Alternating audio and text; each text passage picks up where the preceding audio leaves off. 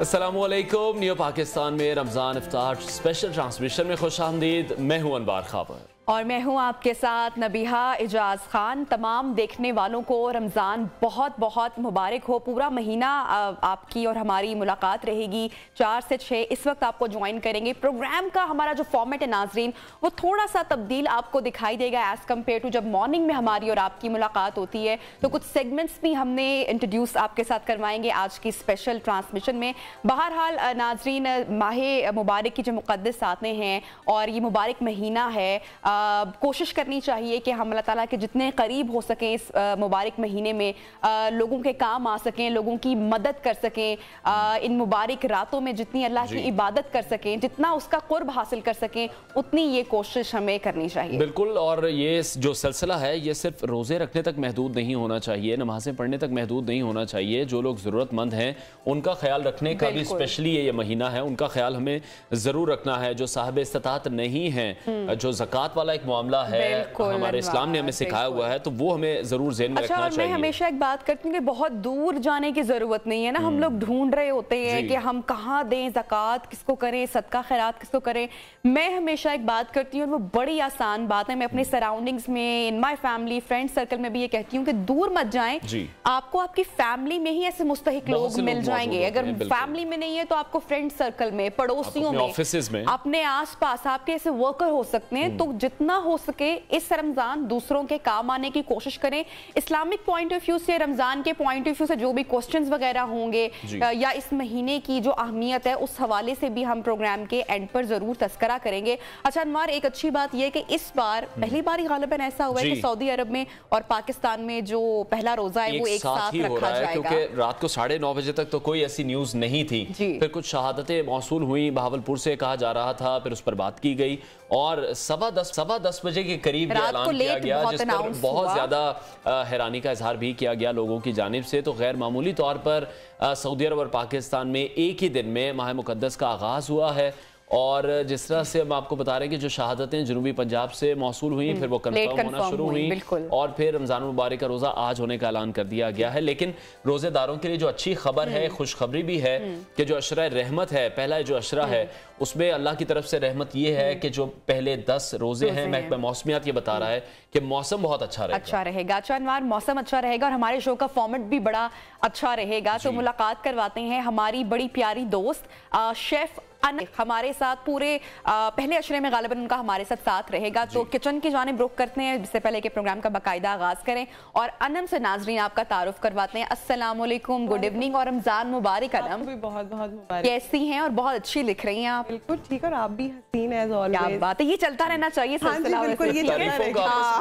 अच्छा ठीक है, ये तो चलता रहेगा। अच्छा अनम, क्या बनाने जा रही हैं अफ्तार के लिए? जी आज क्योंकि रूह अफ़ज़ा है हमारे साथ, तो रूह अफ़ज़ा का हम ड्रिंक बनाएंगे जो कि है पीना कुलादा, और उसके साथ हम बनाएंगे लाहौरी चिकन कढ़ाई जो बनेगी डालडा ऑयल के अंदर। डालडा ऑयल डाले, डालडा घी डाले, दोनों ही जो है हम जबरदस्त। चलें अनम, आप अपनी तैयारी शुरू कर लें। और रूह अफ़ज़ा का और रमजान का तो साथ हमेशा से ही रहता है। बहरहाल अनवार, प्रोग्राम का बाकायदा आगाज करते हैं और टॉप स्टोरीज पर नजर डालते हैं। टॉप स्टोरीज भी शामिल करते हैं। मेरा ख्याल है कुछ डिले अभी हमारे जो विजुअल्स हैं उसमें आ रहा है। तो आज 23 मार्च एक बहुत आम दिन भी था। उस हवाले से हमने देखा कि इस्लामाबाद में यौम पाकिस्तान की परेड होनी थी जो कि मौसम के बायस फिर मुलतवी कर दी गई थी। टॉप स्टोरीज में सबसे पहले आपको बताएं, 30 अप्रैल को इलेक्शन नहीं हो सकते, इलेक्शन कमीशन का साफ इनकार। अमरीकी साजिश का सफर अमरीकी दोस्ती की ख्वाहिश पर खत्म, तहरीक इंसाफ का नया बयान है। मुर्तजा भुट्टो की तरह कत्ल किया जा सकता है, ख्वाजा आसिफ ने ड्रामाबाज और पंजाब हुकूमत ने सबूत मांग लिए। टीबी की मरीजा की परेशानियां, खुसूसी रिपोर्ट और किचन में मजे मजे के पकवान भी होंगे आज के शो का हिस्सा।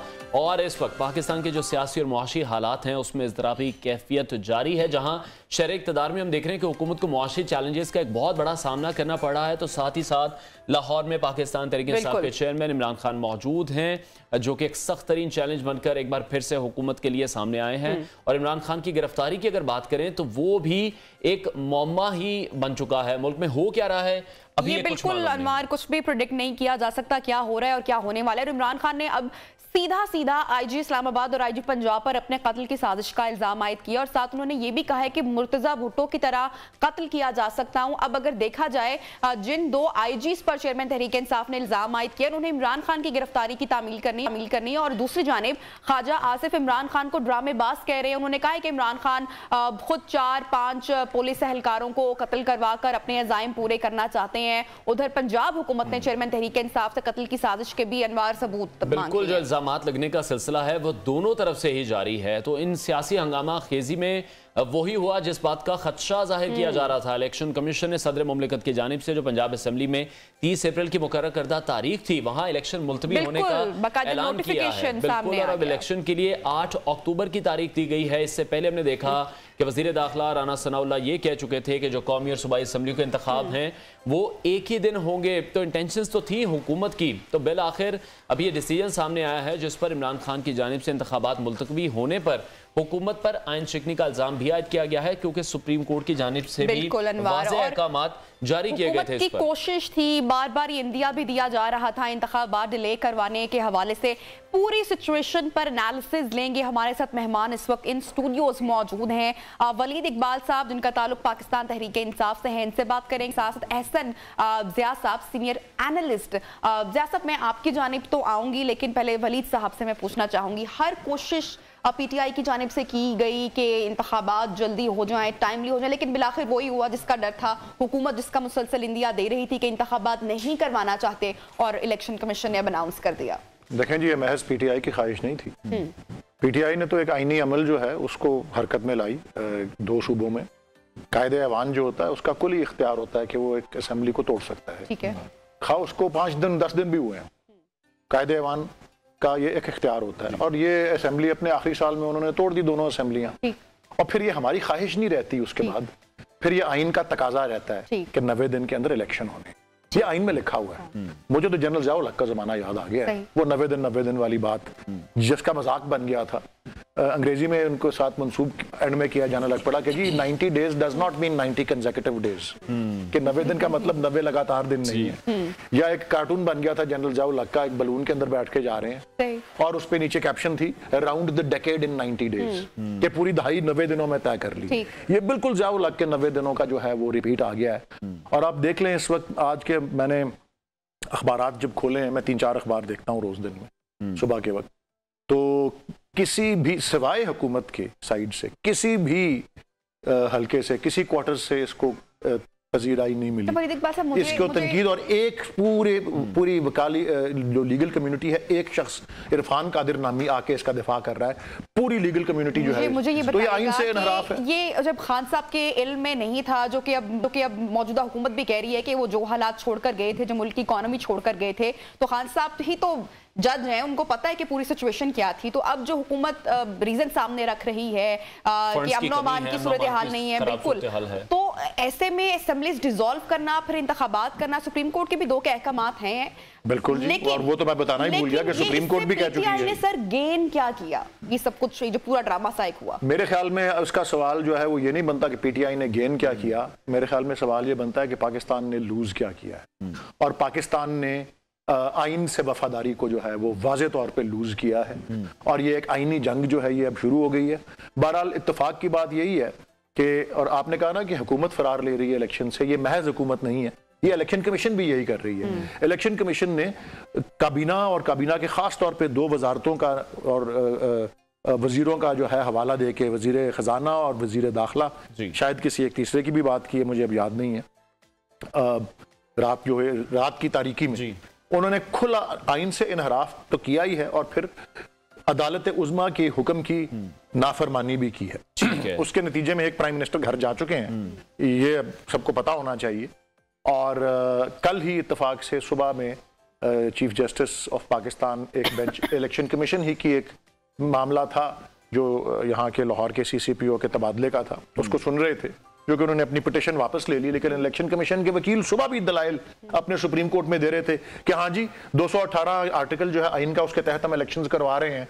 और मुश्तरका इजलास में वजीर दाखिला ख्वाहिश का इजहार करते हैं और चंद घंटे बाद इलेक्शन कमीशन उस ख्वाहिश को पूरी कर। ठीक है वली साहब, ये पाकिस्तान ने लूज किया है, पीटीआई ने कुछ गेन किया हो या ना किया। एहसन साहब आपका कमेंट में चाहूंगा, फंड्स की कमी एक बहाना बनाया जा रहा है, सिक्योरिटी के जो इस वक्त थ्रेट्स हैं उसको बहाना बनाया जा रहा है। आप क्या समझते हैं कि अब जो सुप्रीम कोर्ट की जानिब से अहकाम दिए गए थे, अगर उनको पूरा नहीं किया जाता तो इन्हें अदालत के जुम्रे में आएगा, सुप्रीम कोर्ट दोबारा से सुमोटो इस पर लेगी, किस तरह से कार्रवाई आगे चलेगी? देखिए, ज़्यादा तो बेहतर ओपिनियन तो आपके लीगल एक्सपर्ट बता सकते हैं, लेकिन ज़्यादा से ज़्यादा इसमें कॉन्टेम्प्ट ऑफ कोर्ट हो सकता है, वो भी कि ज़रूरी नहीं है कि सुमोटो नोटिस लिया जाए, इनकी तरफ से भी कोई पीटीआई की तरफ से जाके अदालत को जाके मूव कर सकता है और उस पर हो सकता है। लेकिन ये जो है ना कि पाकिस्तान ने लूज़ नहीं किया, मैं नहीं समझता कि पाकिस्तान ने कुछ लूज़ किया इसके अंदर।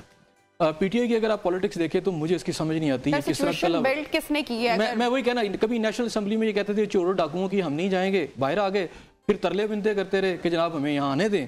फिर आप आपकी पंजाब असेंबली आप आराम से बैठे हैं, देखें आप, मुझे समझ नहीं है इनकी दानिशमंदी सगाशियसनेस का कि नेशनल असेंबली में आपकी चंद वोटों की कमी थी, उसके अलावा आपकी गिलगित बल्तिस्तान में आपकी गवर्नमेंट है, पंजाब में गवर्नमेंट आपकी है, खैबर पख्तून में आपकी गवर्नमेंट है, कश्मीर में आप, तो आप सबको छोड़ छाड़ के बाहर निकल गए और आप तरले मिनते कर रहे हैं कि जनाब हमें वापस लाया जाए। देखिए इसमें आईनी बहरान क्या आ रहा है, असल इशू क्या बन गया सबसे बड़ा इसमें आईनी बहरान। एक तरफ तो कोर्ट के ऑर्डर है और वो जाके भी ये वहां पे लड़ाई होगी और उसमें जो भी चीजें निकलेंगी, लेकिन असल इशू ये है कि अगर आप कॉन्स्टिट्यूशन के मुताबिक आपकी नेशनल असेंबली के इलेक्शन सबसे पहले होते हैं और फिर उसके बाद आपके सूबों के इलेक्शन होते हैं, लेकिन अगर आप इस तरह, क्योंकि अब ये जो असेंबली अगर इलेक्शन होते हैं तो ये 5 साल के लिए इलेक्ट होगी, आपकी खैबर पख्तूनख्वा की असेंबली भी और साथ पंजाब असेंबली भी 5 ईयर्स के लिए हो जाएगी, इससे पहले के नेशनल असेंबली सब कहा सिर्फ ये जा रहा है कि जो हुकूमत की नीयत है वो तो अक्टूबर की जो डेट आई है उस पर भी इलेक्शन शायद कराने की नहीं है। देखिए वो तो अभी अक्टूबर तक की बात है, लेकिन पहले मैं बता रहा हूँ कि क्राइसिस क्या है। क्राइसिस ये है कि अगर फर्ज किया पंजाब के अंदर हो जाए, और मैं कहता हूँ अगर ये अक्सरियत ले जाते हैं खैबर पख्तूनख्वा में भी ले जाए, तो दूसरे सूबे बात ये करेंगे कोई इसका इंपैक्ट सारा आपकी नेशनल असेंबली के रिजल्ट पे आ जाएगा, तो पाकिस्तान के अंदर एक बहुत बड़ा आईनी बहरान पैदा हो जाएगा और बड़ी एक पॉलिटिकल एक आपकी टर्माइल क्रिएट हो जाएगी। अब वो क्या कह रहे हैं, वो कह रहे हैं कि ये इलेक्शन चले हम एक दिन कर लेते हैं, ठीक है ना, पीछे आपके दिन कितने रह गए हैं, मुझे पहले ये बताएं दिन कितने रह गए हैं। अगर फर्ज किया ये पंजाब असेंबली का इलेक्शन अब जाके अक्टूबर में भी जो होते तो 2-3 माह का ही फर्क है ना, इससे ज्यादा को तो फर्क है नहीं है। और उसके अलावा ये जो है कि अब इशू क्या है, असल में इशू मैंने आपके प्रोग्राम में एक दफा पहले कहा था कि मुझे याद है लास्ट प्रोग्राम मैंने आपसे कहा था अभी और वीडियोस भी आने लगी हैं और बाकी चीजें तो आई हैं। गवर्नमेंट ने ये किसी भी सूरत में इलेक्शन जो है नहीं करवाने, और ये भी हो सकता है जो उसके पास ऑप्शन है। तो अगर साहब जो इस पे भी जो थिंक टैंक्स है या जो एक मामला सामने आ रहा है कि जो चीफ जस्टिस साहब हैं वो भी सितंबर में उनकी रिटायरमेंट हो रही है और सदर आरिफ अल्फी का भी जो टेन्योर है वो भी एंड होने जा रहा है, तो पीडीएम की ये ख्वाहिश थी कि ये चेंजेस आ जाएं और उसके बाद उनका अपना सदर भी आ जाए, फिर इंतखाबात। मैं उसकी तरफ जाना चाह रहा हूँ, उसकी मैं तरफ जाना चाह रहा हूँ। ये है कि मैंने आपसे कहा कि हो सकता है कि आखिरी टाइम में अगर सुप्रीम कोर्ट का बहुत ज़्यादा प्रेशर पड़ता है तो आपके जो चीफ इलेक्शन कमीशन है वही कहीं जो है वो कहीं जी मैं रिजाइन करता हूँ, उससे एक ऐसा बहरान पैदा होगा कि 2-3 माह निकल जाएंगे और फिर जाके इलेक्शन ये वहीं पे चले जाएंगे, जिसमें आप अक्टूबर की बात करें। मैंने असल में आईनी बहरान आपको बता दिया कि नेशनल असेंबली के इलेक्शन से पहले अगर आप 5 साल के लिए सूबों की असेंबली इलेक्ट कर लेंगे तो पाकिस्तान के अंदर एक बहुत बड़ा क्राइसिस जन्म ले लेगा, जिससे वो बचना चाह रहे हैं। अब दूसरी बात है कि ठीक है पीडीएम इस वक्त अपनी पॉपुलैरिटी के लोएस्ट एप पर है, लेकिन पाकिस्तान के अंदर आपका ये ख्याल अभी ये इनका एक जो पाकिस्तान तरीके इंसाफ का एक बोगी क्रिएट किया हुआ जी हम आएंगे और स्वीप कर जाएंगे, और इनका ये था कि जब इमरान खान साहब के ऊपर कुछ होगा तो लाखों लोग सड़कों पर निकले, मैंने तो अभी तक नहीं देखे। डेफिनेटली सबसे बड़ा क्राइसिस इस वक्त इमरान खान साहब की पूरी जो मूवमेंट है उसमें इस वक्त साहब हम गुफ्तगू को कंटिन्यू करेंगे। यहाँ पे एक सबसे बड़ा सवाल ये है कि खान साहब क्या ये अक्टूबर तक में क्या ये पीसफुल तरीके से गुजारे या इसमें क्या स्ट्रैटेजी हिकमत अमली होगी, इसी को डिस्कस करेंगे।